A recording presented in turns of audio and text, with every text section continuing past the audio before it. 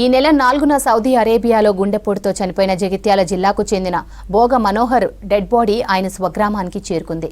Congress senior నేత మాజీ MLC Jeevan Reddy చొరవతో జూలై 10న సౌదీ ప్రభుత్వానికి ఇండియన్ ఎంబసీ లేఖ రాసింది. స్పందించిన సౌదీ ప్రభుత్వం జూలై 16న ఇండిగో ఎయిర్లైన్స్లో మృతదేహాన్ని హైదరాబాద్కు పంపింది. అక్కడి నుంచి మనోహర్ స్వగ్రామం సారంగాపూర్ మండలంలోని అరపల్లికి డెడ్ బాడీ చేరుకోగా రాత్రి అంత్యక్రియలు పూర్తయ్యాయి.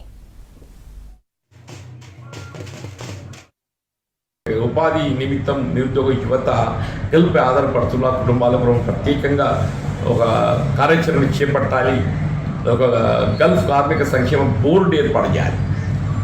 గల్ఫ్ కార్మిక సంక్షేమ బోర్డు ఏర్పాటు చేయాలని వారి విజ్ఞప్తి చేయడంతోనే వారు ఇప్పుడు ఈ మధ్య గల్ఫ్ కార్మిక సంక్షేమ బోర్డు ఏర్పాటు చేయడం, దానికి కాంగ్రెస్ పార్టీ రాష్ట్ర యూనిట్ వై వినోద్ గారు ఏదైతున్నదో వారు అధ్యక్షుడిగా ఉండి బాధ్యత నిర్వర్తిస్తూ వారిని అధ్యక్షుడిగా అట్లాగే సభ్యులుగా ఆది శ్రీనివాస్ గారు ప్రత్యేకమైన చొరవ తీసుకోవడం జరిగింది. ఆది శ్రీనివాస్ గారే కానీ నేను, మేడిపల్లి సత్యం గారు, ఎమ్మెల్యేస్తో పాటుగా నాన్ ఎమ్మెల్యేస్ కూడా ఇప్పుడు మందర్ భీమిరెడ్డి గారు ఉన్నారు, ఉదాహరణకు నరేష్ రెడ్డి గారు మేడిపల్లి, ఇట్లా కొద్దిమంది మెంబర్లు కూడా పెట్టేసి ఇద్దరు గల్ఫ్ కార్మిక సంక్షేమ బోర్డు ఏర్పాటు చేయడం జరిగింది. కుటుంబం ఆదుకోవడానికి 5 లక్షల రూపాయలు నగదు రూపేణ వెంటనే వారికి కల్పించేయటం.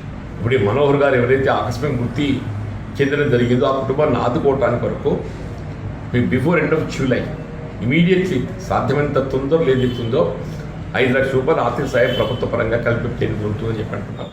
జూలై 4 రోజున భోగ మనోహర్ ప్రాపర్ అర్పపల్లి రెసిడెంట్ కృష్ణానగర్ జగిత్యాల సౌదీలో ఉపాధి నిమిత్తం సౌదీకి వెళ్ళి అక్కడ హార్ట్ అటాక్తో రావడం మూలన చనిపోయిండు. ప్రాసెస్ కొద్దిగా లేట్ కావడం వల్ల 3 రోజులు గడిచింది, 14 రోజులు గడిచింది. జీవన్ రెడ్డి గారి ప్రోత్సాహంతో వాటి బాడీ ఈరోజు రావడం జరిగింది. భోగ మనోహర్ అర్పపల్లి గ్రామం, ఆయన కృష్ణనగర్లో సాయిరామ్ నగర్లో ఉంటాడు. ఇక్కడికి వెళ్ళి సౌదీకి ఉపాధి పని కొరకని సౌదీ వేయండు. ఆటోతో చనిపోయినని తెలిసింది. ఈరోజు కార్యక్రమం జరిగింది. ఈరోజు వచ్చి